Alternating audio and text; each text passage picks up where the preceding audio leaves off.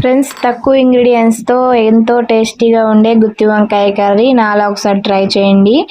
ఆహా అనాల్సిందే. పల్లీలు, ఎండు కొబ్బరి మిక్సీ జార్లో వేసుకోండి. ఫ్రై చేసుకున్నాను. ఫస్టే వెల్లుల్లి, ఉప్పు, కారం కూడా వేసుకొని మిక్సీ పట్టాను. అందులోనే టమాటో, ఉల్లిపాయ ముక్కలు విడివిడిగా వేయించాను. కరివేపాకు కూడా వేసాను. మిక్సీ పట్టండి. ఇది కొంచెం చింతపండు కూడా వేయండి. క్లిప్ మిస్ అయింది.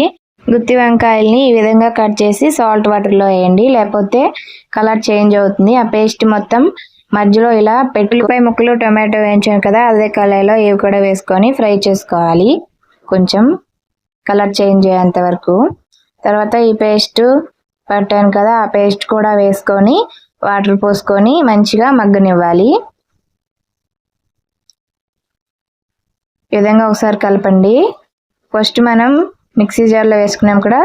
ఉప్పు, కారం సరిపోతే ఇప్పుడు వేసుకోండి. ఉప్పు, కారం, పసుపు మంచిగా ఒకసారి కలిపి కొంచెం ఫ్రై అయిన తర్వాత జీలకర్ర పొడి, ధనియాల పొడి కూడా వేసుకొని కొంచెం మూత పెట్టి మగ్గనివ్వండి. అంతే, ఎంతో సింపుల్ అయిన గుత్తి వంకాయ కర్రీ రెడీ. అసలుకి ఇల్లు మొత్తం సువాసనలతో నిండిపోయింది. Thank you for watching.